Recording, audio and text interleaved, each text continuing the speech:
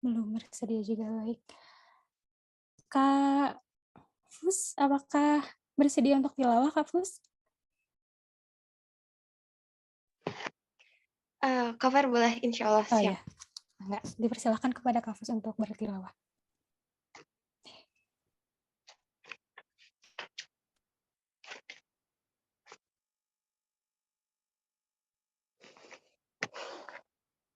Oke, bismillah ya Bunda.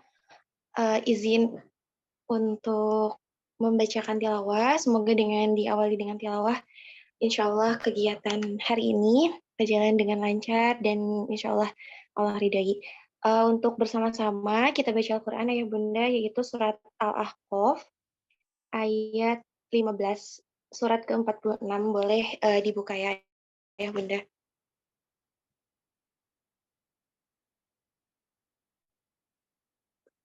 أعوذ بالله من الشيطان الرجيم بسم الله الرحمن الرحيم ووصينا الإنسان بوالديه إحسانا حملته أمه كرها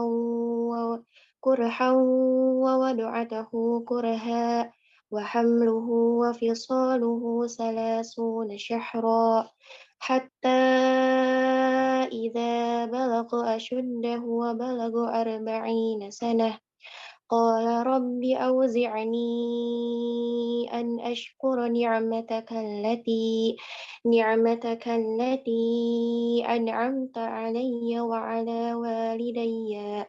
وعلى والدي وأن أعمل صالحا ترضاه وأصلح لي في ذريتي إني تبت إليك وإني من المسلمين أولئك الذين نتقبل عنهم أحسن ما عملوا ونتجاوز عن سيئاتهم في أصحاب الجنة وعند الصدق الذي كانوا يوعدون. Artinya, dan kami perintahkan kepada manusia agar berbuat baik kepada kedua orang tuanya. Ibunya telah mengandungnya dengan susah payah dan melahirkannya dengan susah payah pula. Masa mengandung sampai menyampihnya selama 30 bulan, sehingga apabila dia anak itu telah dewasa dan umurnya mencapai 40 tahun, dia berdoa, "Ya Tuhanku, berilah aku petunjuk agar aku dapat mensyukuri nikmat-Mu yang telah Engkau limpahkan kepadaku, dan kepada kedua orang tuaku, dan agar aku dapat berbuat kebaikan yang Engkau ridhoi, dan berikanlah aku kebaikan yang akan mengalir sampai kepada anak cucuku. Sungguh aku bertobat kepadamu, dan sungguh aku termasuk orang-orang muslim." Mereka itulah orang-orang yang kami terima amal baiknya yang telah mereka kerjakan dan orang-orang yang kami maafkan kesalahan-kesalahannya. Mereka akan menjadi penghuni-penghuni surga, itu janji yang benar yang telah dijanjikan kepada mereka. Shadaqallahul azim. Bismillahirrahmanirrahim. Allahumma arhamna bil Quran. Terima kasih Kak Fus atas pembacaan ayat sucinya yang sangat merdu ya. Semoga baik Kak Fus yang membacakan ataupun kita yang mendengarkan sama-sama mendapatkan rahmat. Amin. Oke, Nah, kalau sekolah yang tanpa di Salman tuh yang anak-anak itu yang hari Minggu waktu itu tak pernah lihat.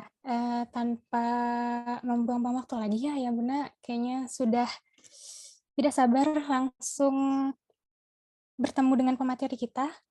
Materi malam ini berjudul Strong from Home, yaitu kompak bersama pasangan dalam mendidik anak, yang akan langsung dipandu oleh moderator kita yang luar biasa, yaitu Ayah Umar ya. Apakah sudah siap, Ayah? Siap. Oke, kepada Ayah Umar, dipersilahkan. Ya, Assalamualaikum warahmatullahi wabarakatuh. Alhamdulillahirrabbilalamin. Malam ini ya, di malam yang insya Allah diberkahi, kita bisa dapat berkumpul ya di Zoom ini, di majelis Zoom ini, gitu. Di majelis di mentoring kota yang insya Allah ini mentoring terakhir untuk semester ini, dan kita berusaha untuk menampilkan yang spesial untuk mentoring closing ini, dan alhamdulillah di sini sudah berkumpul bersama kita, di tengah kita ada pemateri yang tadi udah di mention ya, Kang Ulum. Nah, ini sebelum kita memberikan waktu kepada Kang Ulum untuk memaparkan materi, mohon izin Kang Ulum, ini saya bacakan dulu profil singkat dari Kang Ulum ya, dengan nama Kang Ulum As-Saif, seorang founder sekolah rumah tangga. Beliau ini selain sering mengisi, juga merupakan ini ya, pembimbing di sebuah pesantren, Pondok Pesantren Said Al-Ulum di Kabupaten Subang. Beliau juga penulis buku-buku bertemakan tentang keluarga ya. Ada buku Bapak Saatnya Ayah Mengasuh, Membasuh Luka Pengasuhan, dan yang Coming Soon Tazkiyatun Nafs gitu. Insya Allah beliau capable dalam materi yang akan disampaikan hari ini. Tanpa berlama-lama lagi, saya persilakan kepada Kang Ulum untuk memaparkan materinya. Mangga Kang Ulum. Iya. Terima kasih Ayah. Saya sapanya Ayah apa nih? Ayah Umar ya. Ayah Umar. Terima kasih. A'udzubillahi minasyaitonirrajim. Bismillahirrahmanirrahim. Assalamualaikum warahmatullahi wabarakatuh. Iya. Ayah Umar, barangkali bisa mewakili apakah suara saya cukup jelas terdengar? Jelas Kang Ulum, clear. Jelas. Alhamdulillahirabbil alamin. Baik. Saya buka. Alhamdulillah wa kafa, salatu wassalamu ala nabiyil mustafa wa ala alihi wa sahbihi wa man ihtada. Asyhadu an la ilaha illallah wahdahu la syarikalah wa asyhadu anna sayyidina Muhammadan abduhu wa rasuluh. Maba'du. Ayah dan Bunda Forum Orang Tua Asuh Pendidikan Anak Salman ITB. Alhamdulillah senang banget malam hari ini bisa nyapa yang sebenarnya saya dan istri pun bagian dari orang tua asuh pas ya di semester yang sekarang. Namun qadarullah dari sekian pertemuan banyak hari Ahadnya kami justru berada di luar kota Bandung. Jadi justru satu kali atau baru 2 kali ini kami hadir ke pertemuan pendampingan ke anak-anak ya di Salman. Insya Allah malam hari ini, kalau tidak salah ini jadi forum atau pertemuan yang terakhir ya di semester yang ini. Insya Allah mudah-mudahan kita akan bersama-sama menyimak satu topik tentang pendidikan kompak bersama pasangan dalam mendidik anak. Saya ada beberapa slide yang nanti akan ditampilkan, tapi sebelum kepada slide,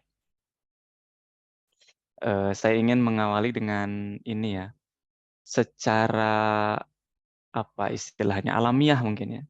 Secara alamiah, kalau kita sudah punya peran sebagai ayah atau sebagai bunda, itu secara alamiah bisa dibilang referensi pertama kita adalah pengalaman. Jadi ini agak aneh istilah ya. Ada referensi, ada pengalaman. Referensi pertama kita ketika menjadi orang tua secara awal alamiah adalah pengalaman ketika kita menjadi anak ya, ketika kita diasuh oleh orang tua kita masing-masing. Gitu ya. Jadi kalau kita mau jadi ayah tuh karena tidak ada lembaga formalnya gitu ya. Bahkan ada kecenderungan ya jadi orang tua mah bisa, nanti juga akan dibuat bisa gitu. Maka secara otomatis dalam diri kita itu akan memanggil pengalaman ketika kita dulu diasuh oleh ayah, oleh ibu kita masing-masing. Sehingga itu menjadi referensi, menjadi panduan dalam jiwa kita untuk bagaimana berperan sebagai ayah atau sebagai bunda itu kepada anak-anak kita. Nah, ketika pasangan kita ternyata berasal dari keluarga yang dari latar belakang itu tidak sama ya. Maksudnya tidak sama itu tidak dalam nilai-nilai yang mirip seperti bagaimana kita dulu waktu kecil dibesarkan, maka ini jadi potensi ketika dalam mendidik anak, saya dulu waktu kecil dididiknya dengan cara yang bagaimana, kemudian menikah dengan perempuan ya, dengan istri yang dulu waktu kecilnya dididiknya kayak gimana juga gitu. Nah, ini kemudian menikah punya anak sama, nah bagaimana ngasuhnya, bagaimana mendidiknya, itu akan ada potensi untuk berbeda pendapat.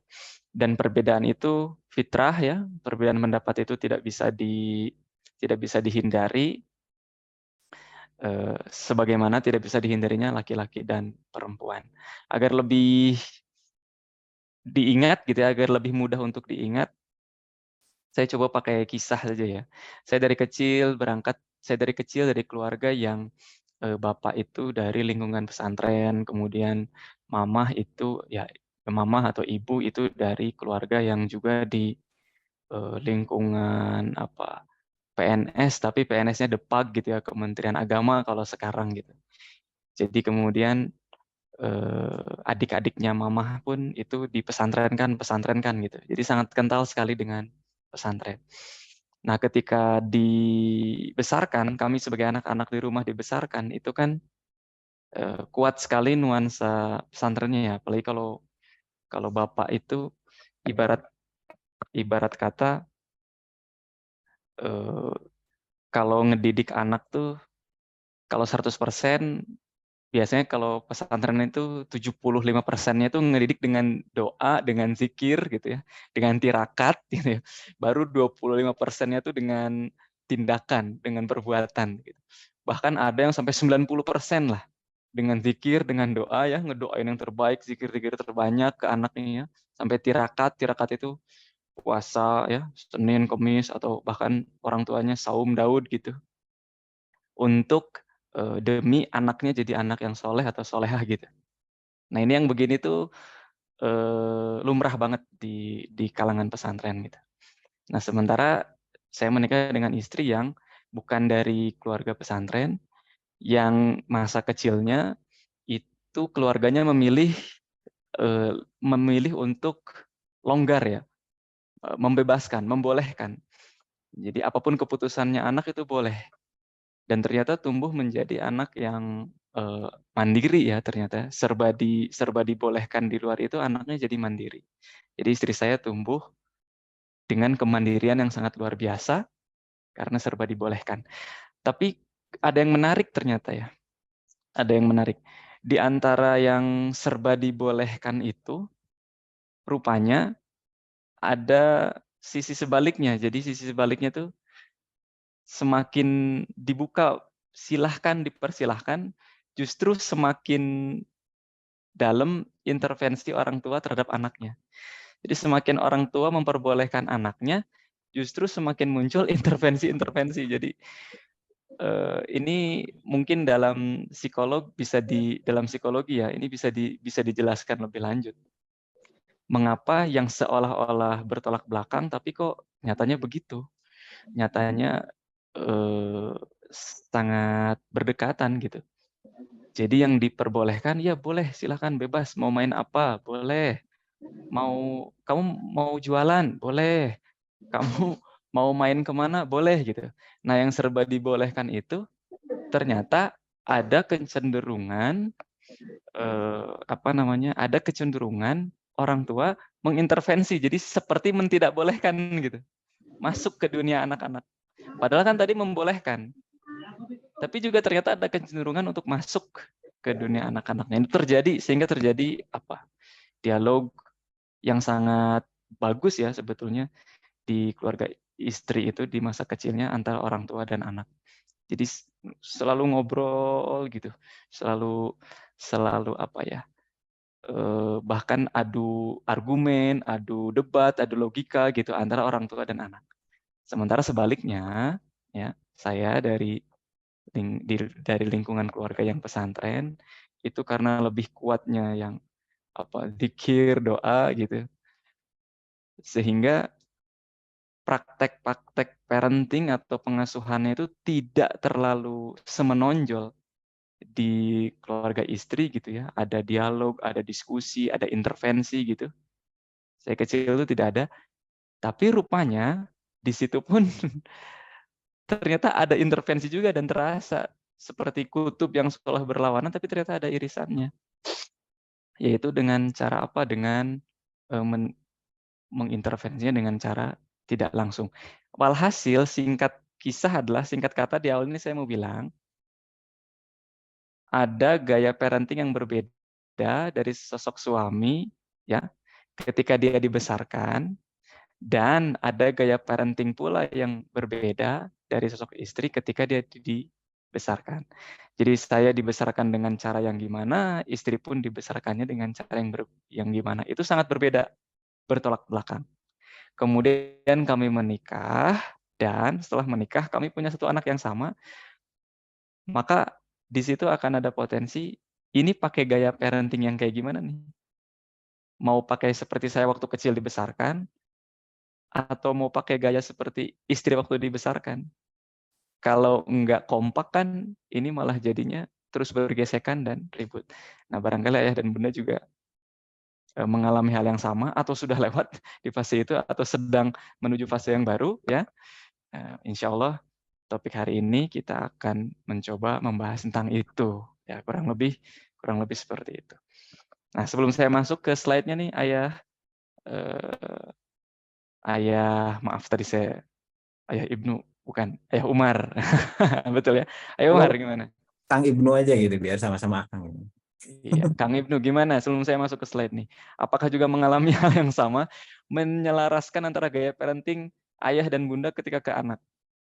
Ya itu kealamin banget sih Kang. Jadi ya bahkan bukan hanya terkait parenting gitu ya. Jadi hal-hal simple kayak kebiasaan di rumah pun gitu ya. Jadi ya saya kebiasaannya A gitu, istri kebiasaannya B gitu ya. Pas awal-awal tuh sering berantem hal-hal yang sepele seperti itu gitu. Iya. Makanya ya itu pentingnya komunikasi, dan alhamdulillah ya kita ya sama-sama sama Allah diberikan mungkin ya dibimbing gitu ya untuk kayak aware terkait parenting gitu ya. Terus ya tadi ya masalah kekompakan, dan akhirnya sampai bisa ya punya waktu untuk ngobrol gitu ya, jadi kayak menyamakan frekuensi gitu ya.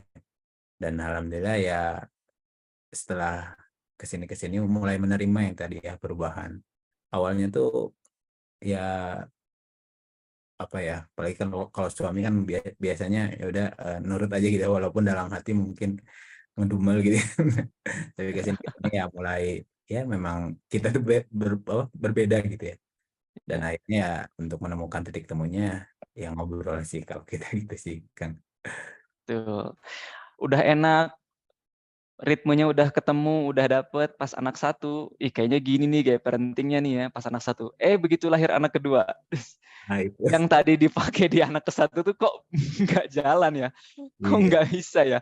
Akhirnya harus ngobrol lagi. iya Gitu. variabelnya banyak kalau ketemu manusia itu. Iya. Nah, inilah kurang lebih ya. Mohon maaf nih openingnya sampai 30 menit. Dan kita sisa 30 menit lagi. Mudah-mudahan kita enjoy ya, menikmati di sisa waktu ini. Baik, saya izin munculkan screen-nya. Bismillahirrahmanirrahim. Share. Ini dia ya. Kompak bersama pasangan dalam mendidik anak. Ya, strong from home, mentoring from orang tua asuh Pas ITB. Sini ada logo suara rumah tangga, saya dan istri ya, dan juga ada logo Fitrah World Movement, juga ada logo ini di bawah ya, Fota ya, Pas ITB. Mengapa ada logo Fitrah World Movement? Karena materi ini pembahasan ulang dari yang kami kami pelajari dari almarhum Al-Ustadz Harisantosa Hasan, yang di masa sebelum meninggalnya beliau membuat Fitrah World Movement gitu. Untuk doa yang terbaik untuk guru-guru kita masing-masing, doa yang terbaik untuk orang tua, keluarga kita, terutama yang sudah tiada, dan khususnya doa yang terbaik untuk guru-guru yang telah mendidik, menginspirasi kita dalam mendidik anak-anak kita masing-masing ya. Insya Allah. Ini ada detik-detik evakuasi bocah ya yang menjadi korban penganiayaan ayah kandungnya di akun Instagram Bandung Terkini ya. Terjadiannya di Cimahi, ya. sekitar bulan Februari awal tahun ini. Ya. Seorang ayah tega menganiaya 2 anak kandungnya. Anak perempuannya yang masih 10 tahun itu meninggal dunia, sementara kakaknya yang 12 tahun mengalami luka. Nah, yang di layar ini ada yang digotong ya. Ini anak yang usia 12 tahunnya yang mengalami luka lebam serius ya. Aksi biadab ini dilakukan oleh seorang ayah bernama Ade, 37 tahun di sebuah rumah kontrakannya di jalan pesantren Cibabat, ya, Cimahi. Setelah diselidiki lebih lanjut, ternyata si ayah ini melakukan demikian karena pertama, ibunya tidak ada, ya ibunya anak-anak tidak ada maksudnya. Ibunya anak-anak tidak ada di sana, di lokasi. Kemudian yang kedua karena si ayah ini tersinggung, kesel gitu ya, marah, sedang bermain game online, kemudian diganggu, diminta tolong atau ya diminta perhatiannya lah oleh 2 anaknya ini. Jadi saking kesalnya kemudian melakukan penganiayaan itu. Mengapa saya mau memunculkan ini? Sengaja saya munculkan ini karena dulu sebelum awal tahun ini viral berita tentang ayah yang melakukan penganiayaan, sudah lebih dulu viral seorang ibu yang melakukan penganiayaan. Bahkan mohon maaf sampai menghilangkan nyawa anaknya. Setelah ditanya, mengapa ibu tega menganiaya, tega menghilangkan nyawa anak ibu sendiri? Jawabannya adalah karena ya, setelah digali lebih dalam lagi ya, karena tidak ada peran dari suaminya atau ayahnya anak-anak. Jadi ketika seorang ibu membesarkan anaknya sendirian, kemudian dia menjadi sangat lelah, sangat capek, itu keputusan terburuknya bisa sampai menghilangkan nyawa anaknya sendiri gitu. Itu sudah viral beritanya jauh sebelum ini ya, ibu yang menghilangkan nyawa anaknya. Nah, yang ini saya munculkan di awal adalah saya mau sampaikan hal yang serupa itu bisa terjadi juga kepada ayah yang di sana tidak ada ibu. Tidak ada sosok ibu di dalam keluarga itu. Tidak bisa kita bilang bahwa itu kan terjadi kalau hanya ibu saja gitu, ayahnya nggak ada. Enggak, kalau hanya ayah saja ibunya nggak ada pun kejadiannya bisa sama. Oleh sebab itu, iya, sebentar saya ada suara lain.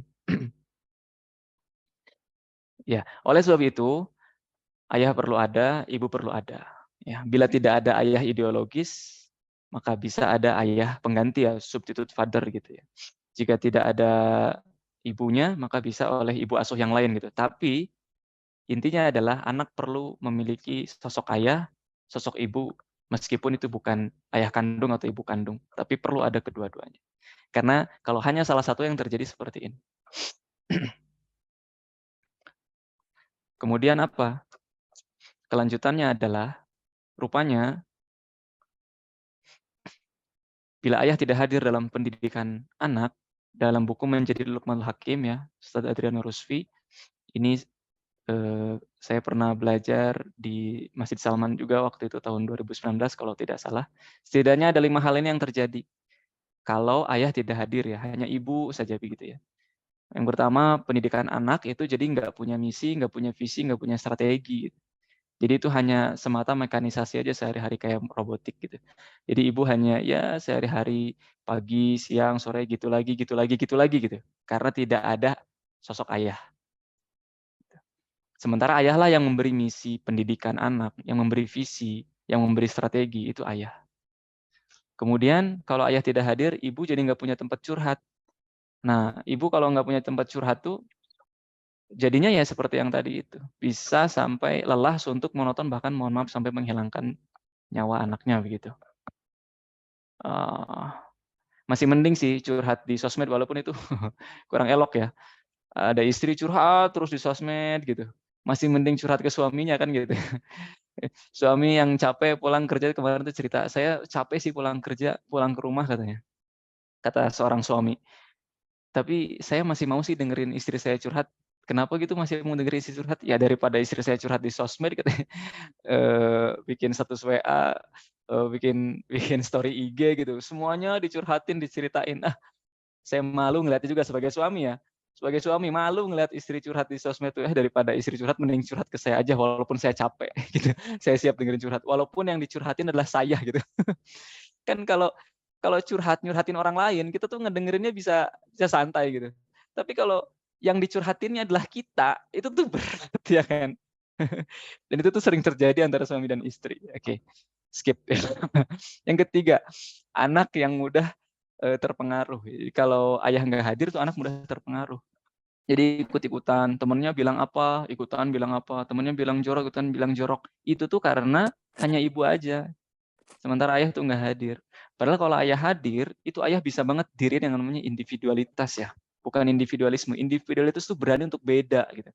Orang-orang semuanya bicara begitu, kita berani beda karena kita benar.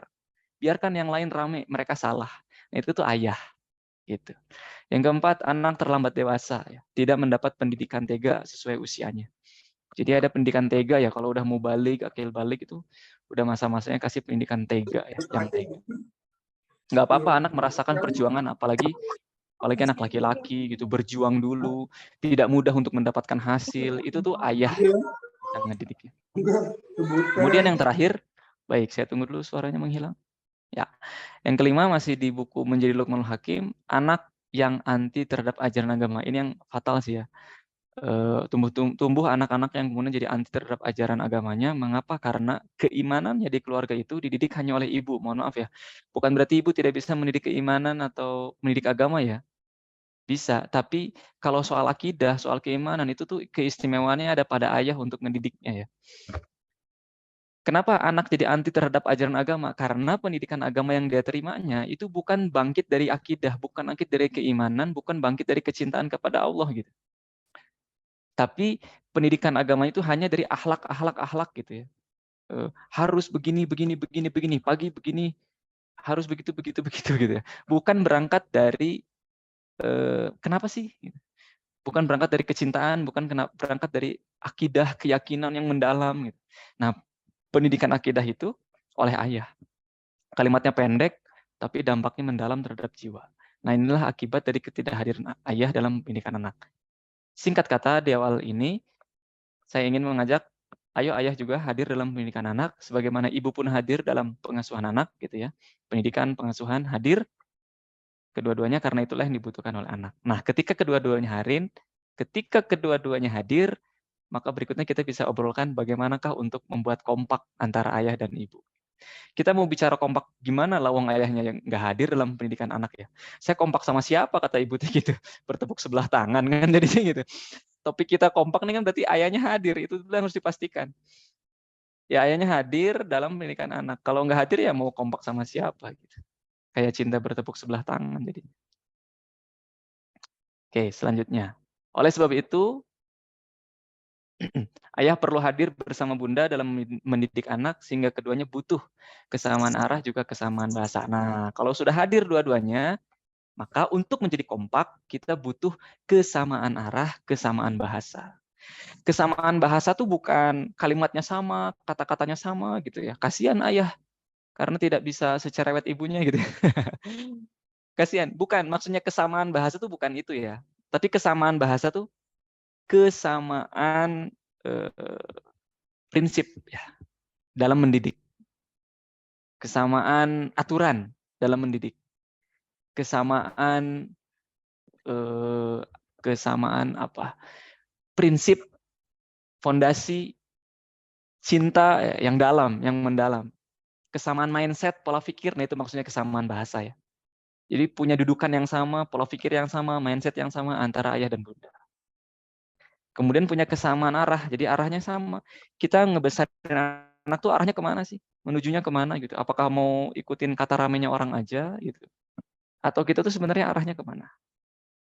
Nah, oleh sebab itu perlu ayah dan bunda hadir untuk menyamakan arah dan menyamakan bahasa.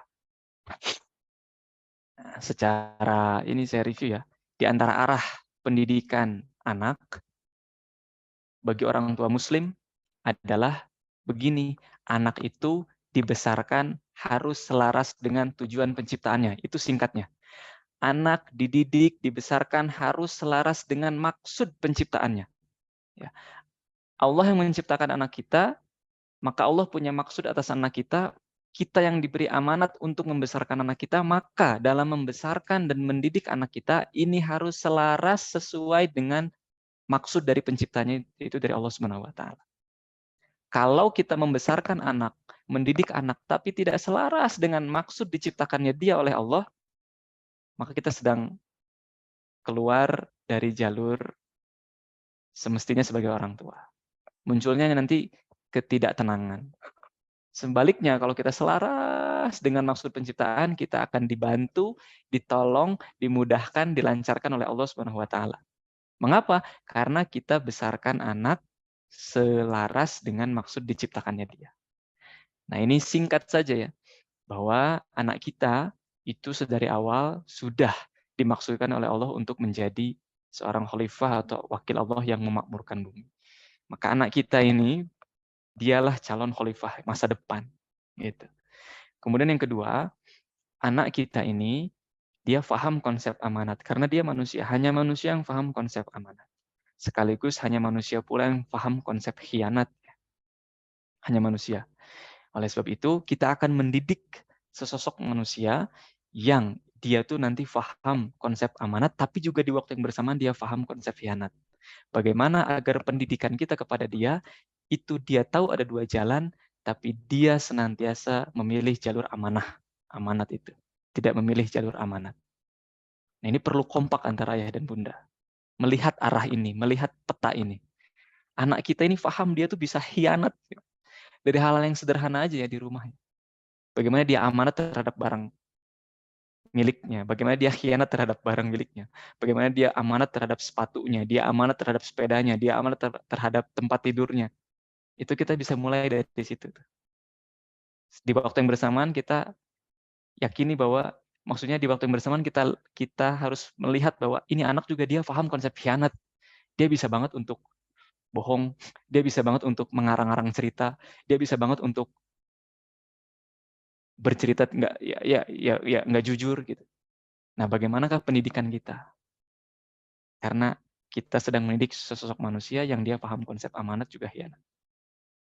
Kemudian yang ketiga, maksudnya. Nah, ini yang paling utama ya. Maksud Allah menciptakan manusia adalah untuk mengabdi kepadanya. Jadi kita akan membesarkan anak, mendidik anak yang dia tuh dimaksudkan diciptakannya tuh hanya untuk mengabdi kepada Allah. Bukan mengabdi kepada pekerjaan, bukan mengabdi kepada uang, bukan mengabdi kepada popularitas, bukan mengabdi kepada subscriber, bukan mengabdi kepada followers IG, enggak, tapi mengabdi kepada Allah. Nah, bagaimana untuk bisa begitu? Perlu kompak antara ayah dan bunda. Lalu setiap manusia pernah bersaksi kepada Allah dan inilah awal mula ditanamkannya fitrah ya. Al-A'raf 172. Alastu birabbikum qalu bala syahidna. Maka ayah dan bunda di sini perlu kompak bahwa anak kita masing-masing ini sudah ditanamkan fitrah. Fitrah dia pernah bersaksi kepada Allah. Itulah fitrah keimanan ya. Fitrah bahwa ia diciptakan. Itu. Dan ini dikuatkan oleh hadis riwayat Bukhari dan Muslim, "Ma min mauludin illa yuladu 'alal fitrah." Manusia terlahir dalam keadaan fitrah. Dan terakhir, berdasarkan Al-Hijr ayat 28 dan ayat 29, anak kita ini dia punya unsur jasad, dia punya unsur ruh, dan dia punya nafas dalam dirinya. Ada jasad, ada fisik, ada ruh dari Allah, dan ada nafs. Nah, nafs itulah yang senantiasa paham ada dua jalan ya. Wa nafsi wa masawwaha fa'alhamaha fujuraha wa taqwaha. Kesempurnaannya nafs itu diilhamkan ada jalan keburukan dan jalan takwa. Sama. Nafs itu yang paham ada konsep amanat, ada konsep khianat. Anak kita ini nggak cuman fisiknya aja yang lucu. Nggak cuman ruh aja yang akhirnya dia bisa nafas hidup gitu karena ada ruh. Enggak. Tapi anak ini punya nafs. Yang nafs itu paham ada dua jalan. Bagaimana kita ngedidik anak yang nanti dia tuh akan ada di persimpangan jalan. Dan ketika dia ada di persimpangan jalan, pendidikan dari kita adalah memberikan anak petunjuk untuk dia memilih jalan takwa. Tapi, kalaupun ternyata anak kita memilih jalan fujur, jalan keburukan, dan itu sangat mungkin terjadi. Tidak ada anak yang maksum. Tidak ada anak yang terjamin dari dosa. Gitu ya. Maka siap atau tidak siap ayah, bunda, anak-anak kita kelak akan ada satu momen dia memilih justru jalan fujur, jalan maksiat. Walaupun kita berlindung dari itu. Tapi akan ada masanya dia memilih jalan itu. Jalan keburukan, jalan maksiat. Dan ketika anak kita nanti memilih jalan maksiat, bagaimana pendidikan kita? Sudahkah ayah dan bunda mendidik tentang jalan apa, atau perbuatan apa, atau tingkah apa yang harus dilakukan ketika seorang anak memilih jalan maksiat. Apakah menyiksanya?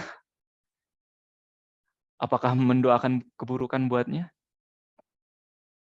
Atau kita bekali pendidikan tentang taubat dan betapa maha luasnya rahmat Allah kepada anak kita, yang nanti ia akan satu momen memilih jalan keburukan atau maksiat. Dan itu tidak bisa dihindari. Maka inilah beberapa hal yang penting untuk menyamakan arah, menyamakan bahasa antara ayah dan bunda dalam mendidik anak.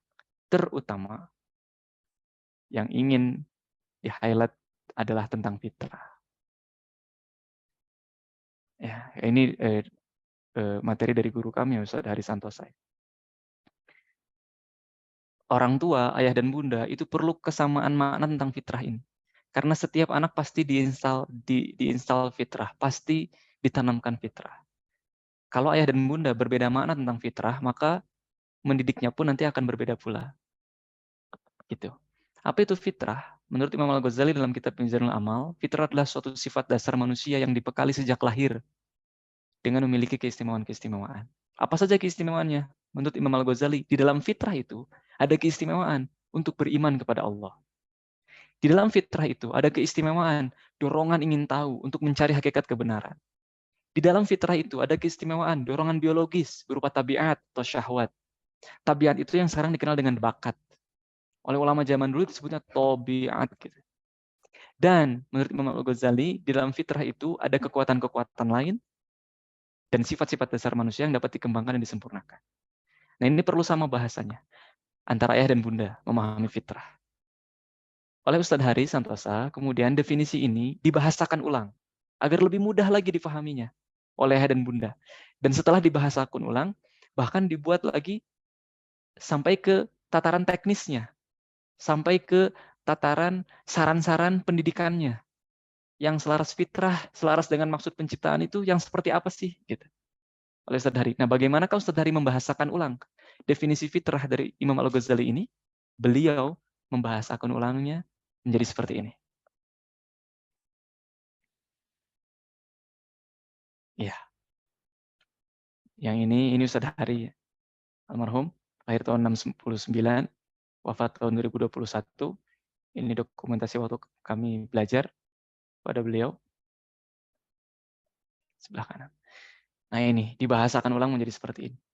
Keistimewaan fitrah beriman kepada Allah itu dibahasakan ulang menjadi fitrah keimanan.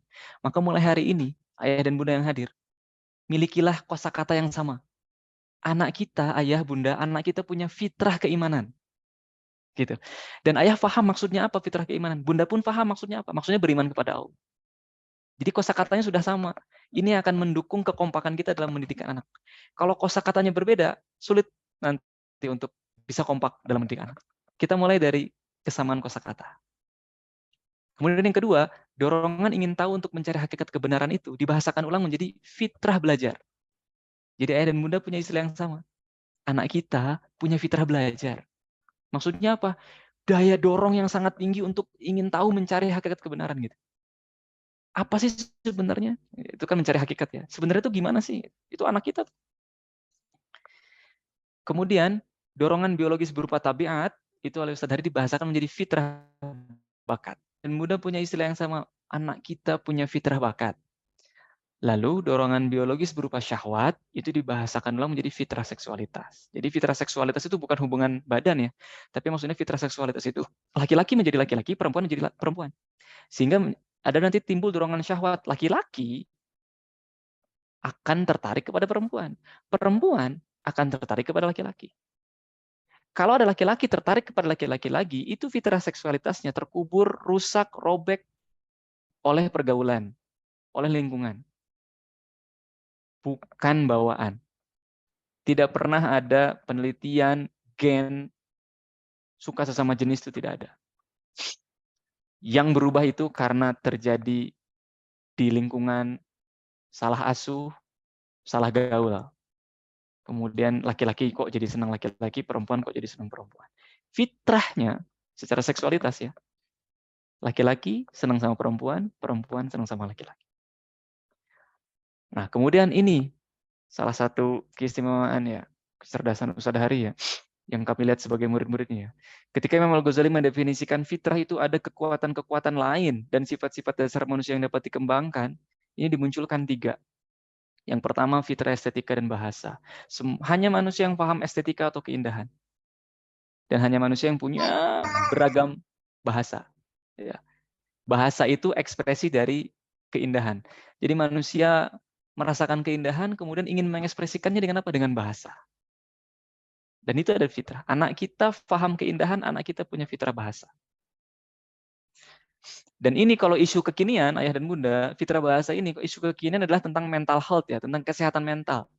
Betapa banyak anak-anak, bukan anak-anak sekarang ya, sebelum ke anak-anak, sebelum ke anak-anak adalah pasangan-pasangan yang baru menikah, itu kemudian baru sadar ternyata punya beban mental.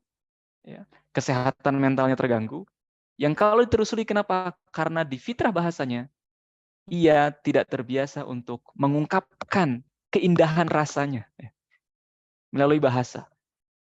Dia tidak terbiasa untuk mengungkapkan apa yang dia rasa melalui bahasa. Sehingga terjadi press ya di dalam mentalnya. Ditekan gitu.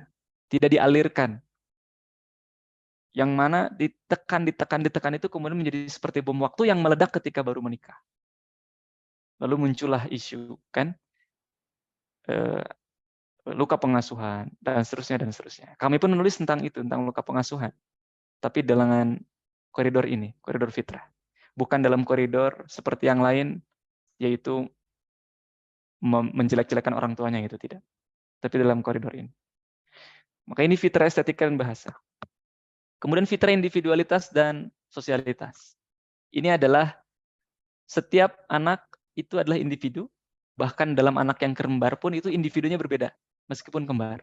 Meskipun kembar identik, individunya berbeda. Itu fitrah. Dan sosialitas kenapa? Karena kita ini, anak kita ini adalah bagian dari umat. Selalu begitu. Meskipun dia individu, tapi adalah bagian dari umat. Maka ini tidak dipisah antara fitrah individualitas dan sosialitas. Kemudian ada fitrah jasmani.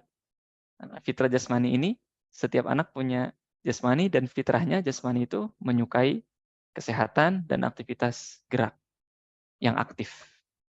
Di fitrah jasmani ini nanti bahasan adalah tentang makanan, nutrisi, apa yang dimakan. Nah, sekarang ini isunya, anak-anak banyak yang punya penyakit gula.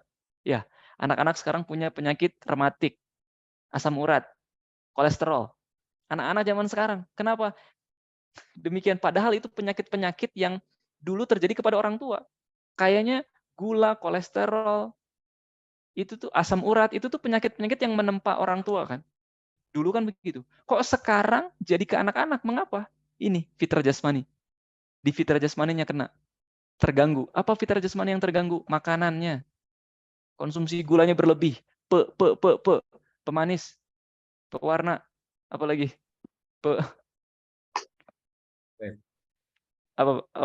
Apa Kang? Pengawet. Pengawet. Semuanya ada di dalam makanan itu. Kemudian itu yang dikonsumsi. Lidah anak itu, secara fitrah jasmaninya, dia tuh menyukai rasa yang seaslinya dari makanan itu. Bukan yang banyak rasa. Tapi karena fitrah jasmaninya ini tidak terlalu diperhatikan oleh ayah dan bundanya, belum sama, akhirnya anak jadi senang sama rasa-rasa yang lain. Nah, nanti jadi PR lagi nih sih, biasanya pertanyaan yang suka muncul nih. Ayah bunda sudah sama soal makanan, tapi pas nenek, kakek ngasih. Ya, ini sih akhirnya. Kita udah ngejaga ketat gitu. Tapi ini pas main ke kakek neneknya dikasih permen, dikasih ini, dikasih itu, macam-macam. Gimana? Mudah-mudahan di sini sudah tidak muncul pertanyaannya, karena saya sudah muncul duluan. Yang itu. Nah, pada intinya saya munculkan ini adalah ayah dan bunda, demi mendapatkan kekompakan dalam mendidik anak, milikilah istilah yang sama, kosakata yang sama. Seminimalnya ini, di dalam diri anak kita ada fitrah belajar, ada fitrah keimanan, ada fitrah bakat. Ada fitrah seksualitas, fitrah estetika bahasa, fitrah individualitas, sosialitas, fitrah jasmani. Di dalam diri anak kita tuh ada keistimewaan-keistimewaan ini. Dan mendidik dan fitrah yang di atas ini tuh semacam bibit yang harus dirawat. Yang kalau tidak baik dirawatnya, dia akan gagal tumbuh. Dia akan rusak. Maka ini bibit-bibit ini harus dirawat. Terus pelan-pelan, seperti kita merawat tanaman, yang nanti perlahan-lahan dia akan tumbuh, kemudian batangnya tinggi, menjulang ke langit, ya, berbuah di setiap musim, sebagaimana digambarkan dalam surat Ibrahim. Ya. Kasyajarotin toyibatin, ya, seperti pohon yang baik.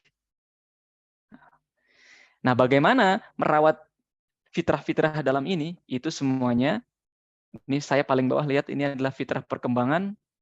Di bawah ini fitrah perkembangan usia, maksudnya kemudian ada garis panah ke atas. Maksudnya adalah kita akan merawat fitrah-fitrah ini, keistimewaan dalam fitrah ini berdasarkan perkembangan usianya. Nah, ini barangkali bukan slide terakhir, tapi ini barangkali menjadi yang terakhir ya. Karena waktu sudah 8.23. Ayah dan bunda perlu keselarasan yang sama untuk memperhatikan di fitrah perkembangan usia ini. Jadi nanya, ayah sama bunda tuh, anak kita tuh usia berapa sih gitu. Jangan-jangan beda, kata ibu, anak saya, kata ibunya begini, anak kita 6 tahun ya. Oh, ayah kira masih 2 tahun. Nah, ini udah nggak kompak ini. Nanti ibunya nanya, anak siapa itu yang 2 tahun? Nanti begitu ya. Maka yang pertama perlu sama dulu nih, ayah dan bunda. Anaknya usia berapa? Setelah itu, cek ya di usia tersebut pendidikannya bagaimana, yang selaras fitrah, yang 7 yang tadi di atas itu. Fitrah perkembangan usia maksudnya adalah sunatullah tahapan usia tumbuh kembang manusia. Dan adab seorang pendidik adalah memperhatikan fase usia dari mereka yang dididiknya. Kita pendidik, kita pun punya adab. Tidak hanya yang belajar yang punya adab, yang mengajar pun punya adab. Di antaranya adalah kan usia yang kita didik ini berapa tahun? Ya anak kita ini usia berapa tahun? Nah, dalam pendidikan konteks pendidikan usia kelas ada 0 sampai 7 tahun sampai 14 tahun. 15 tahun itu udah bukan lagi anak-anak. 15 tahun itu sudah bukan anak-anak. 15 tahun itu sudah pemuda. Di bawah 15 tahun masih bisa kita sebut anak. Nah, klaster usia ini dapatnya dari mana? Dari ayat dan hadis. Al-Baqarah 233, kita dapat angka 2 tahun. Susui anakmu sampai 2 tahun. Maka kita dapat klaster 0 sampai 2 tahun. Kemudian dari hadis riwayat Abu Daud, Rasulullah bersabda, perintahkan anak-anakmu melaksanakan sholat sedangkan mereka usia 7 tahun. Angka 2 sekarang dapat angka 7. Oh, berarti ada klaster nih, 3 sampai 6 tahun. Lalu masih di hadis riwayat Abu Daudnya, pukullah mereka karena tinggal sholat sedangkan mereka usia 10 tahun dan pisahkan antara mereka di tempat tidurnya. Nah, kita sekarang punya 10. Tadi dapat angka 7, sekarang dapat angka 10. Maka ada klaster usia 7 sampai 10 tahun. Lalu hadis riwayat Bukhari dari Ibnu Umar, saya berusia 14 tahun dan Rasulullah tidak mengizinkan saya untuk ikut perang, yaitu waktu itu perang Uhud. Menjelang perang Khandaq, ketika saya berusia 15 tahun, Rasulullah mengizinkan saya untuk berperang. Maka kita sekarang punya angka nih, 14 tahun. Sehingga kita punya klaster 11 sampai 14 tahun. Lalu setelah itu nanti 15 tahun ke atas ya. Kalau tadi saya sempat mention Ustaz Adrian Rusfi itu punya kurikulum untuk manusia usia 15 sampai 40 tahun. Dan bahkan beliau juga punya kurikulum untuk usia 40 tahun sampai akhir gitu. Dan itu tentu tidak akan dibahas di sini. Jadi sekarang kita punya 02, 36, 7, 10, 11, 14 tahun. Apa saja yang dididik di masing-masing klaster usianya? Waktunya sudah habis. Semoga ini menjadi bahan pemantik diskusi antara ayah dan bunda ya, untuk bisa selaras sama ya, kompak dalam mendidik anaknya. Seminimalnya kita punya kerangka ini. Punya kerangka ini aja ini sudah enak banget kerasa sama kami. Punya kerangka ini saja itu sudah enak banget untuk bisa ngobrol searah dalam pendidikan anak. Apa aja kesimpulannya ya yang perlu sama itu sebagai kerangka ini ya. Pertama, mendidik anak harus selaras dengan maksud diciptakannya anak. Ini harus sama antara ayah dan bunda. Kemudian yang kedua, Ayah dan bunda sama-sama sepakat bahwa setiap anak yang terlahir itu sudah ada fitrah, terinstal, dimasukkan fitrah di sana. Sama. Kemudian yang ketiga, sama mendefinisikan apa itu fitrah. Sama mendefinisikannya. Apa itu fitrah. Kemudian yang berikutnya, sama pula ternyata fitrah ini punya keistimewaan-keistimewaan. Yang tadi yang kemudian dibahasakan sebagai klasifikasi. Itu keistimewaan ya. Versi Imam Al-Ghazali adalah keistimewaannya dalam fitrah. Lalu berikutnya adalah punya kesamaan tentang rentang usia dalam mendidiknya. Karena berbeda-beda ini rentang usianya. Nah, setelah sama begitu, baru berikutnya adalah yang belum dibahas tentang saran-saran kegiatannya, teknis-teknisnya, apa saja yang dilakukannya, bagaimana metode pendidikannya. Kalau yang 5 hal tadi basic sudah sama, maka obrolan tentang teknis, metode, cara itu akan menjadi lebih mudah, insya Allah ya. Tapi kalau yang 5 hal basic ini kerangkanya saja belum sama antara ayah dan bunda, mau bicara metode nanti jatuhnya adalah metode versus metode, cara versus cara. Sehingga jatuhnya adalah seperti debat kusir ya. Ini siapa yang menang? Karena hanya mempertentangkan metode. Sementara fondasinya, hal yang basicnya, dudukannya itu belum dibahas. Nah, mudah-mudahan di waktu yang singkat ini, secara fondasi, secara kerangka, kita sudah dapat, dan bila ada kekurangan, mohon untuk dimaklum, untuk maafkan. Semua adalah apa yang kami pahami sebagai murid dari keilmuan yang disampaikan oleh guru-guru kami. Wallahu a'lam bishawab. Assalamualaikum warahmatullahi wabarakatuh. Waalaikumsalam warahmatullahi wabarakatuh. Super sekali ya ayah bunda. Tidak terasa. Itu bagaikan 5 menit. Ini Kang Ulum, ini kan udah 20.29 nih. Apakah boleh ada yang bertanya mungkin atau gimana ya? Kalau ada yang bertanya, boleh silakan. Boleh. Silahkan ayah bunda. Tadi kan udah udah dirangkum juga oleh Kang Ulum. Terima kasih. Jadi mungkin mangga kalau ada yang mau nanya ya, langsung di drop di chat. Silahkan juga ada yang ngacung ya, Ibu Alia, silahkan.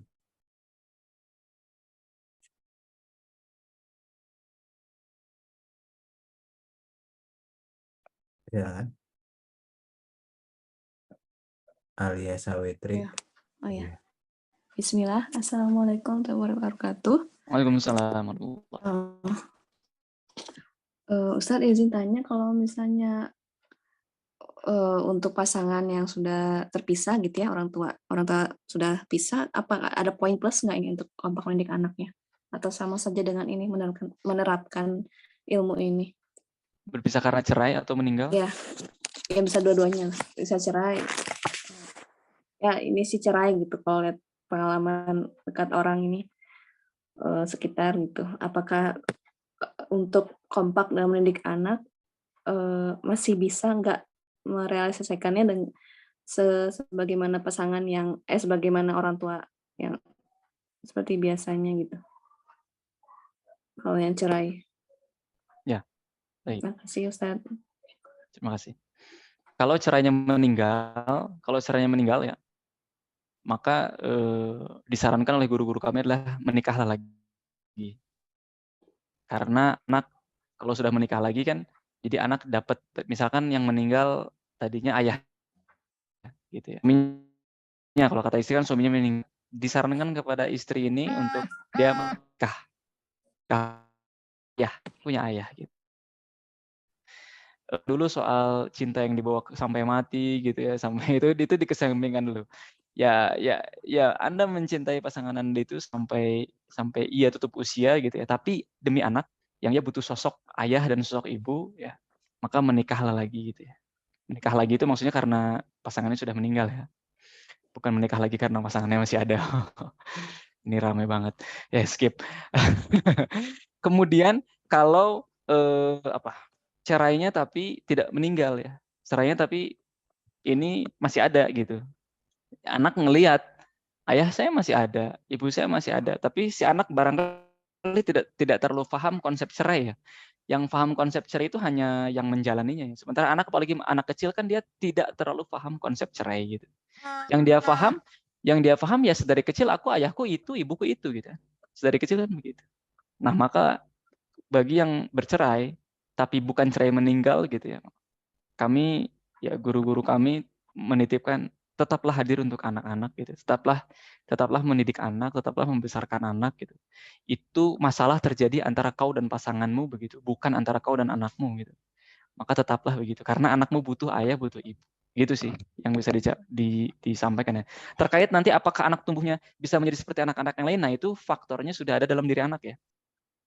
Dia bagaimana dia merespon keadaan itu ada di dia ya. Gitu. Ada juga yang tumbuh orang tua berpisah jadi berprestasi itu ada, itu karena faktor dianya. Tapi ada juga yang sebaliknya gitu. Nah, itu wilayahnya di anak. Wilayah kita sebagai orang tua adalah yaitu tadi cerai meninggal atau cerai pisah. Kalau cerai pisah usahakan hadir ya kedua-duanya kepada anak ya. Gitu. Jadi tetap ya Ustadz, misalnya kalau cerainya pisah, bukan meninggal tuh tetap antar orang tua harus ada komunikasi ya untuk anak gitu ya. Iya. Nah, urusannya Iya. untuk anak. Ya tadi Ya, ya. kurang ya. Ya tadi karena yang bermasalah itu antara Anda dan pasangan ya. Maksudnya Anda tuh Iya. dia yang bercerai dengan pasangan ya. Sementara dia dengan anaknya kan harusnya tidak ada masalah. Justru anak itu butuh Anda. Ya. Allah. Iya. Syukran Ustaz, jazakallah khair. Jazakallah teh. Jazakallah. Jazakallah bersih. Iya. Keseringan ini. Ya. Dan itu ya Kang, jadi kalaupun misalnya tidak ada sosok itu akan tergantikan ya. Karena ya anak akan tetap butuh gitu ya. Iya. Kita nggak mau gitu ya yang menggantikan itu malah mungkin YouTube gitu ya, atau misalnya orang-orang yang kita nggak tahu kayak gimana. Iya. Mungkin ini pertanyaan terakhir aja ya. Silakan Bunda Yuri. Kasihan kalau terakhir ganjil lah 3 lah. Oh iya, silakan tuh, katanya masih ada 1 slot lagi setelah Bunda Yuri yang mau nanya. Boleh di drop di chat ataupun nanti pesannya. Assalamualaikum Ustadz, izin bertanya, jika suami kan nggak punya ayah ya dari bayi, terus ibunya nggak nikah lagi, jadi dititipin ke neneknya. Terus dari kecil itu udah dikasih tontonan sama saudaranya film-film yang kayak orang dewasa gitu. Nah, jadi sampai gede itu kan kecanduan ya, kayak narkoba gitu. Itu cara menghilangkan agar tidak kecanduannya gimana ya? Dari sisi yang bersangkutan atau dari sisi pasangan ya? Oh, dari sisi pasangan. Oke. Pasangan. Punya pasangan, oke. Ternyata dia kecanduan dengan film dewasa gitu ya. Iya, benar. Bagaimana perannya ya? Karena kan sekarang saya udah punya anak nih. Anak masih kecil, masih bayi, laki-laki gitu kan. Aku selalu ngingetin jangan diulangin lagi karena kan nanti efek masalahnya gitu kan negatifnya, efek negatifnya bakal kena ke keluarga gitu ya. Itu juga kan aku dengar ceramah Ustadz Halid. Tapi misalnya dia mengulangi lagi gitu. Ya, baik. Ini kita pakai kacamata kepada seorang yang punya kebiasaan berbuat dosa ya, apapun itu ya. Entah itu menonton ataupun mencuri, minum khamar, apapun itu ya. Bahwa seorang berbuat dosa itu dari yang awalnya hanya mencoba, kemudian menjadi sebuah tindakan, kemudian menjadi sebuah kebiasaan, bahkan sampai kecanduan ya. Untuk bisa menghentikan itu, kita harus pahami dulu bahwa itu adalah sesuatu yang tidak mudah. Apalagi kalau sudah menjadi kebiasaan aja, udah menjadi kebiasaan itu sudah susah. Kalau baru mencoba, baru sekali, 2 kali, untuk berhenti lagi itu bisa lebih cepat maksudnya ya, untuk berubahnya. Tapi kalau sudah menjadi kebiasaan, itu sulit. Saking sulitnya, sehingga kalau ada orang yang menghentikan kebiasaan buruknya itu, Kalau ada orang yang menghentikan kebiasaan dosanya, mengganti dengan kebiasaan yang baru, itu balasannya adalah rasa cinta dari Allah gitu. Innallaha yuhibbut tawwabin. Ya. Innallaha yuhibbut tawwabin. Sesungguhnya Allah mencintai orang yang senantiasa bertaubat. Orang yang bertaubat itu kan dia mengganti sebuah kebiasaan. Habit ya, bahasa anak kuliahannya kan habit. Coba membentuk sebuah habit itu susah apa? Susah. Punya habit itu susah apa? Susah. Kan susah. Sekarang kita udah punya habit yang itu bertahun-tahun dari kecil, bahkan dari single, nikah sampai punya anak. Habit itu masih dilakuin dan harus diganti. Tidak mudah. Maka sebagai pendamping kita pertama itu dulu, tidak mudah untuk mengganti sebuah habit. Tapi balasannya orang yang mengganti habit itu luar biasa, rasa cinta dari Allah. Dan kalau Allah sudah cinta sama seorang hamba, maka mudah bagi Allah untuk membuat sekelilingnya itu jadi cinta juga kepada dia gitu. Yang pertama. Yang kedua, ya, setelah kita memposisikan kita ada di dia ya, bahwa memang sulit ya gitu. Nanti berikutnya kita akan mengapresiasi perubahan sekecil apapun, dan apresiasi itu yang dibutuhkan oleh dia ya, yang mau berubah ya, yang mau berubah. Jadi kalau kita tidak paham bahwa mengubah kebiasaan itu sulit, kita jadi sulit pula untuk mengapresiasi hal-hal yang kecil. Kita kan pengennya total, tidak menonton sama sekali. Padahal bagi yang bersangkutannya, siapa tahu itu tuh progres. Dulu nonton setiap hari, sekarang jadi 3 hari sekali. Gitu ya, misalkan. Bagi dia itu tuh prestatif. Tapi kita, karena pengennya stop sama sekali, kita tidak paham bahwa mengubah kebiasaan itu sulit. Gitu. Kalau paham mengubah kebiasaan itu sulit, kita akan mengapresiasi yang tadinya seminggu setiap hari jadi 3 hari sekali. Kita akan apresiasi. Alhamdulillah gitu ya. Sudah 3 hari sekali. Mudah-mudahan nanti jadi seminggu sekali. Jadi kamu membolehkan? Enggak. Ya, inginnya ya tidak sama sekali gitu. Tapi kan ya gitu. Kata Kang Ulum ya, boleh. Sebutlah kata Kang Ulum gitu. Bisa yang tadinya 3 hari sekali jadi seminggu sekali, itu tuh harus diapresiasi banget. Nanti jadi seminggu sekali, nanti lama-lama jadi sebulan sekali, nanti lama-lama jadi tidak sama sekali. Nah, ketika tidak sama sekali itu, ia menemukan kenikmatan dari tidak melakukan keburukan. Jadi banyak yang menyampaikan, dan ini benar ya, temukan kenikmatan dalam taat, agar kau tidak temukan kenikmatan dalam maksiat. Betul. Tapi meninggalkan maksiat saja itu tuh sudah nikmat. Sudah nikmat. Hanya meninggalkan maksiat saja itu tuh sudah nikmat. Dan ini tidak bisa dipaksakan, tidak bisa ditransfer secara dari luar ke dalam gitu, atau outside in tuh enggak. Menemukan kenikmatan dari meninggalkan maksiat itu harus dirasakan sendiri. Dan kita sebagai pendampingnya, itu kita cukup menaruh kepercayaan, percaya, yakin dia nanti akan berubah. Yakin. Dan yakin dia punya fitrah, dia gelisah sebetulnya dengan jalan maksiatnya itu. Yakin. Dia gelisah dengan jalan maksiat. Maka oleh sebab itu, tenang, dia tidak nikmat. Itu semu kok. Kenikmatannya itu palsu kok. Jadi kita kita akhirnya percaya, yakin kepada Allah maksudnya. Sekali kita ragu bahwa dia akan berubah, itulah yang akan membuat dia lama untuk berubah. Jangan turunkan keyakinan ya, tetap yakin. Dan tentu saja doa ya. Tentu saja doa. Jadi itu jawaban saya kepada yang mendampingi, apresiasi progresnya, walaupun kita pengennya langsung total berubah, itu nggak mudah. Apresiasi progresnya meskipun kecil, dan doakan dia. Dan yakin dia nanti akan menemukan kenikmatan ketika dia meninggalkan kemaksiatan. Allahu a'lam. Baik Ustadz, jazakallah khair. Masya Allah ya, jawaban yang mantap, mengena gini bagi saya juga. Ini Kang masih ada 2, nggak apa-apa lah ya. Nggak apa-apa. Boleh. Ini Saya masih aman. Masih aman? Ya, aman. Bunda Hafifah silakan.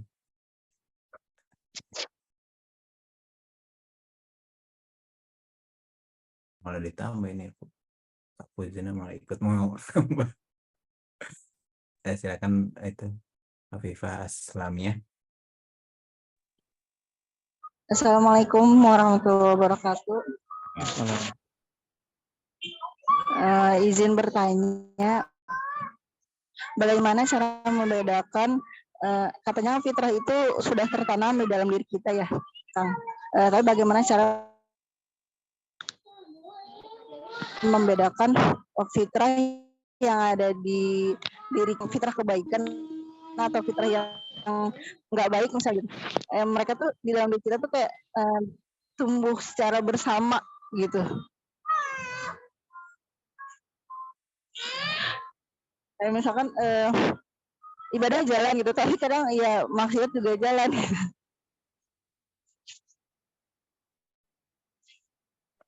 Ya, ya baik. Saya tangkap ya maksudnya ya. Iya, Ya. ya Kang. Kita pertama luruskan dulu istilahnya ya, kita samakan dulu. Kalau yang dimaksud dengan fitrah adalah yang diinstalkan ketika di alam ruh ya, alastu birabbikum bala syahidna, maka itu fitrahnya, itu condongnya kepada kebenaran sudah. Tidak kepada keburukan, tidak. Jadi di dalamnya itu condongnya hanya kepada kebenaran saja. Tidak kepada keburukan. Fitrah itu tidak kepada keburukan. Fitrah itu kepada kebenaran, kepada kebaikan saja. Nah, nanti ketika seiring waktu, seiring jalan, mulai itu dia mendengar sesuatu, melihat sesuatu, memikirkan sesuatu, ya. Wa ja'ala lakumus sam'a wal absara wal af'ida. Itu. Dengaran, penglihatan, pikiran, perasaan. Nah, dia mulai itu ada dua jalan, dia ngeliat ada dua jalan. Wa alhamaha fujuraha wa taqwaha. Memang ada ilham, diilhamkan ya. Diperlihatkan gitu. Ada dua jalan, ada jalan kebaikan, ada jalan keburukan. Gitu. Nah, yang menarik begini, ada dua pembahasannya. Wa nafsi wa ma sawwaha fa alhamaha fujuraha wa taqwaha. Ada dua tafsir lah ya yang saya kutip sekarang ya. Yang pertama adalah yang dari ahli bahasa. Ahli bahasa, wa nafsi wa ma sawwaha fa alhamaha fujuraha wa taqwaha itu adalah jiwa ini sudah sempurna dulu, wa nafsi wa ma sawwaha fi'il madi di sananya sudah sempurna dulu, sehingga karena jiwa sudah sempurna, jiwa ini bisa melihat dua jalan. Bisa menangkap dua ilham jalan itu. Ada jalan takwa, ada jalan fujur ya. Ada jalan benar, ada jalan salah. Ada jalan taat, ada jalan maksiat. Karena jiwanya sudah sempurna. Ini pertama. Tapi yang kedua ada. Ini yang sering dikutip di seminar-seminar parenting ya, ketika ngebahas tentang pendidikan. Yang kedua tuh begini. Memang dari sejarah bahasa artinya jiwa itu sudah sempurna gitu. Tapi dari sisi ketersambungan ayat ya, dari ayat pertama bahkan sampai ayat yang terakhir, itu tuh justru jiwa yang sadar ada dua jalan, kemudian dia ke takwa, terus kepleset ke kiri gitu ya, ke maksiat. Ke takwa lagi, kepleset lagi ke maksiat. Kalau tadi kata mbaknya, sholat maksiat gitu ya. Nah, dua jalan ini, berada di dua jalan ini, itu tuh menyempurnakan jiwa gitu. Mematangkan dia, mendewasakan dia. Efek dari itu, kepleset ya. Pengen lurus terus bener, kepleset lagi. Pengen bener, kepleset lagi. Itu tuh akan mematangkan jiwa dia. Membuat dia matang karena dia bisa melihat ada hitam, ada putih. Ada baik, ada buruk. Itu kan jiwa yang matang yang bisa melihat dua sisi itu kan. Yang dewasa itu kan. Bahkan hikmah banyak muncul dari air mata kan. Bukan dari mata air ya. Hikmah itu kan munculnya dari air mata. Air mata karena pernah salah gitu. Air mata taubat. Air mata karena pernah maksiat gitu. Itu hikmahnya, pembelajarannya luar biasa. Dibanding yang didapat dari mata air gitu.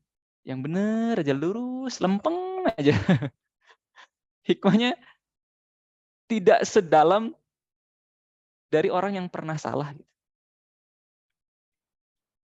Nah, maka kalau pertanyaannya tadi bagaimana membedakannya ya mana fitrah baik, mana fitrah buruk. Tadi luruskan dulu, fitrah itu selamanya baik, selamanya benar. Tapi kalau yang bisikan-bisikan itu ya, itu bisa salah, bisa benar. Nah, bagaimana membedakannya? Yang menyelisihi atau yang berlawanan dengan hawa nafsu, maka itulah takwa gitu, ilham takwa. Tapi yang condong sama hawa nafsu, ya itulah ilham fujur atau ilham keburukan. Itu, Allahu a'lam. Insyaallah. Ini satu lagi aja ya Kang ya. Terakhir Monggo. Ayah Bunda, ini dari Emil dan Alma, mungkin anaknya ini. Assalamualaikum, bagaimana cara membimbing mengembalikan fitrah remaja yang berubah orientasi seksualnya, Kang? Menyukai sama jenisnya di masa remaja karena kurangnya kehadiran ayah di masa kecil. Baik. Ini istilah lagi ya. Orientasi ya, seksual. Ini istilah nih. Orientasi itu berarti dia kecondongan gitu ya. Ada yang begini. Kalau di dalam hati, baru dalam hati nih, baru desiran hati ya. Baru suka. Saya laki, tapi saya suka sama laki gitu. Tapi itu baru dalam hati. Baru desiran hati. Belum menjadi tindakan, belum menjadi tindakan. Ya, belum menjadi tindakan. Nah, maka desiran hati itu dilihatnya sebagai ujian. Sebagai ujian. Yang bersangkutan belum terkena dosa begitu. Yang bersangkutan. Nah, ini sering dibilang aku orientasinya senang sama laki-laki gitu. Banyak yang aku tuh orientasinya senang sama aku laki, tapi orientasi aku tuh senang sama laki, ada yang begitu. Tapi kamu sudah berbuat belum? Maksudnya berbuat fahisyah itu ya, berbuat melampaui batas ya antara laki-laki dan laki-laki gitu. Kamu sudah berbuat. Nah, kalau gitu enggak, aku enggak. Nah, kalau enggak, yang bersangkutan itu belum terkena dosa gitu. Karena itu baru desiran hati. Ini sebenarnya kalimat untuk merangkul mereka-mereka yang orientasinya itu ya, sebenarnya kalimat. Ada pula tentu pendapat yang sangat ekstrim gitu ya. Bahkan desiran hati pun itu sudah menjadi dosa gitu. Nah, ini silahkan yang mana. Terkait dengan pertanyaan bagaimana membimbing atau mengembalikan fitrah remaja yang berubah orientasi seksualnya di masa remaja karena kurangnya kehadiran Allah. Nah, kalau memang penyebabnya sudah ketahuan karena kurangnya kehadiran ayah, maka hadirkanlah ayah. Hadirkanlah sosok ayah. Aduh, menghadirkan sosok ayah kandung sulit. Misalkan ya. Maka bisa dihadirkan sosok ayah yang lain. Maksudnya ayah yang lain gimana? Bukan maksudnya menikah lagi gitu ya. Tapi menghadirkan ayah yang lain itu adalah maksudnya menghadirkan sosok yang bagi anak itu tuh menjadi seperti ayah. Guru, ya, murabi, ya. Sosok yang bahkan guru ngaji itu bisa menjadi sosok ayah. Ya. Sosok ayah. Kalau dia mesantren misalkan kiainya itu ayah. Kalau dia di sekolah dia punya guru, kemudian ada guru laki-laki yang itu tuh dia bagi dia guru laki-laki ini setiap kata-katanya tuh petunjuk hidup gitu. Setiap kata-kata guru itu petunjuk hidup bagi dia. Nah, itu tuh sosok ayah. Dekatkan dengan ayah. Karena di sini sudah ketahuan ya karena kurangnya kehadiran ayah. Yang berikutnya adalah cek lingkungannya, pertemanannya. Baru yang ketahuan kan kemarin ternyata anak SD punya grup LGBT ya, yang ketahuan tuh itu ya. Punya grup WhatsApp LGBT anak SD katanya. Nah, ini kan seperti fenomena gunung es sebenarnya kan ya. Yang kelihatan sedikit. Berarti kan yang di bawahnya yang nggak kelihatan kan sangat banyak berarti kan ya. Nah, ini harus dicek pertemanannya. lingkungannya. Begitu. Yang ketiga yang tidak kalah penting sebetulnya adalah makanan. Makanan. Berpengaruh ternyata makanan itu terhadap ini getaran hati. Laki kok getarannya kok senang sama laki ya, ini pasti ada yang salah nih. Yang paling mudah ngecek dari makanannya. Jangan dikira fast food itu tidak berpengaruh ya. Bisa jadi sangat berpengaruh. Sangat berpengaruh. Maka coba dikembalikan, di riset ulang, kembalikan ke setelan ulang pabrik gitu ya. Dari makanannya ya. Dari makanannya coba. Jangan dulu yang berdaging-daging lah kalau tidak disaksikan langsung penyembelihannya gitu ya. Kalau menyaksikan penyembelihannya silahkan kasih. Tapi kalau tidak, coba turunkan jadi ke sayuran. Berbeda nanti dampaknya. Ya. Sayuran, telur boleh, kuning telur yang mengandung vitamin gitu ya, yang mengandung zat, ya kacang-kacangan yang begitu. Dicoba dari situ karena ini masih remaja. Masih remaja. Allahu a'lam. Insya Allah, semoga memberikan pencerahan ya pada orang yang bertanya. Tidak terasa ya, waktu sudah mau jam 9 juga gitu ya. Tapi Mohon masih maaf ya, jadi 90 menit ini. ini kalau ada sesi selanjutnya kayaknya mau pada lagi, Kang, gimana? Boleh ini saya sampaikan info? Oh, apa tuh? Boleh? Silakan. Iya, sebetulnya infonya agak terlambat. Ada kelas belajar jadi ayah dan ibu yang tadi itu adalah sekian materi, satu cuplikan materi dari 8 kali pertemuan. Tapi pesertanya sudah penuh ya, 25 pasangan keluarga rutin setiap Sabtu di pesantren Darul Mutmainah dari jam 9 sampai jam 12 pagi. Itu batch keduanya sekarang, bulan depan baru mulai. Tapi insya Allah nanti untuk kelas online-nya yang tadi ya, belajar jadi ayah dan ibu secara speaker untuk kelas online-nya, insya Allah akan segera dibuka di awal bulan Juli. Infonya di Instagram Sekolah Rumah Tangga aja, ayah dan bunda yang belum tahu boleh ya dikepoin akun @sekolahrumahtangga. Yang selama ini bilang rumah tangga nggak ada sekolahnya, nah sekarang mah sudah ada sekolah rumah tangga gitu ya. Mangga di-follow, dicek, dilihat-lihat. Terima kasih Ayah Ibnu, Kang Ibnu ya. Ada tugas saya yang belum saya tunaikan sekarang? Masih ada? Atau Oh, sudah? sudah sepertinya ya. Terima kasih kepada Kang Ulum atas materinya yang super ya.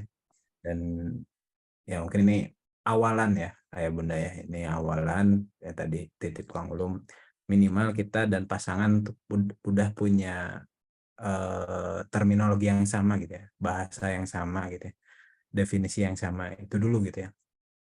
Karena ya tugas mendidik anak itu bukan tugas yang mudah ya. Itu belajar juga seumur hidup, ujiannya seumur hidup, dan insya Allah pahalanya juga nanti nggak kaleng-kaleng ya. Mungkin dari Kang Ulum ada mungkin kata-kata terakhir atau penutup? Saya mau sama-sama berdoa ya. Doa kami juga buat ya buat kita-kita juga. Ini yang bicara bukan berarti sudah lebih ahli, bukan berarti anaknya lebih soleh-soleha gitu, enggak. Bisa jadi justru ayah dan bunda sekalian lah yang dijaga, dilindungi oleh Allah. Oleh sebab itu ini yang bicara justru yang paling butuh mendapatkan doa dari ayah dan bunda sekalian. Izin untuk memimpin doa kita semua demi kebaikan keluarga kita masing-masing. Allahumma sholli ala sayyidina Muhammad wa sallim radhiyallahu ta'ala an kulli sahabati Rasulillah ajma'in walhamdulillahirabbil alamin. Alhamdulillah fi ni'amah wa yukafi mazidah.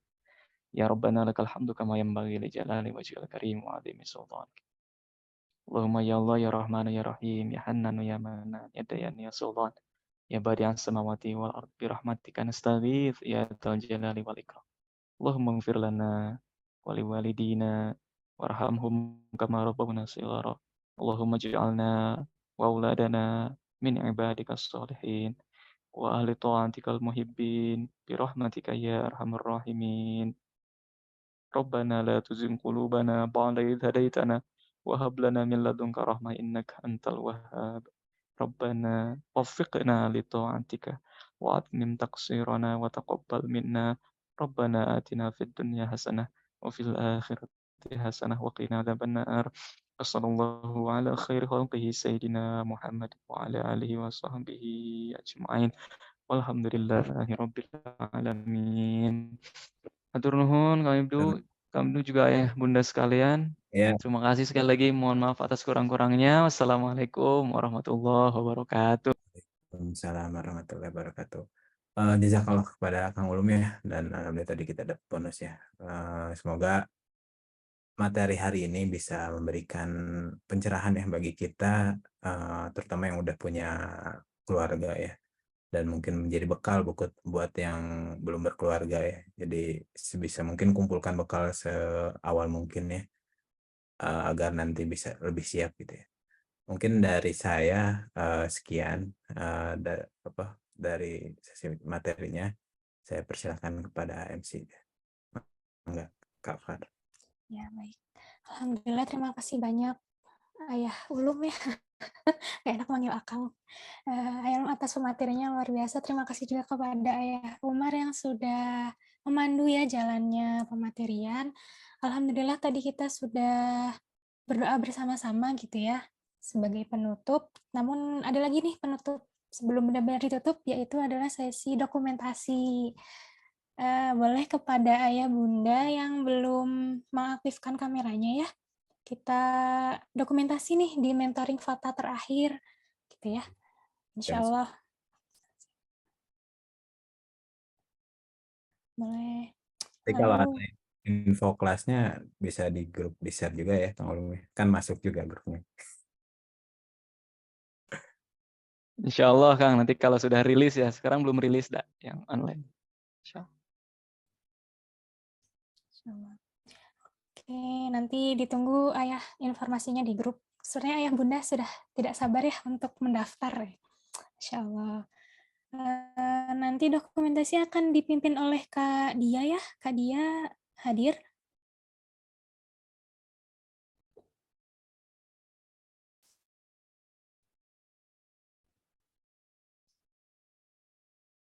Kak Dia, apakah bisa on mic?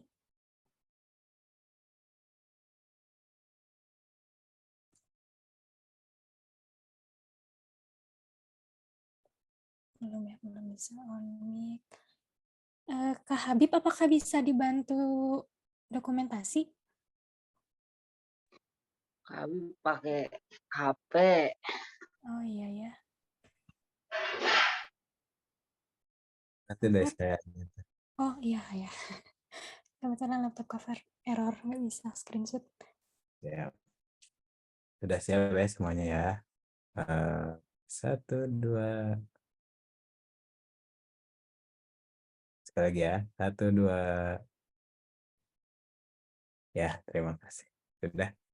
Baik. Terima kasih banyak Kak Umar atas dokumentasinya ya. Ya, alhamdulillah sesi pematerian dan mentoring Fata pada semester ini telah berakhir ya. Semoga di semester-semester selanjutnya masih bisa. Oh ya, ayo lu mangga. Terima kasih sudah memberikan materinya yang sangat luar biasa.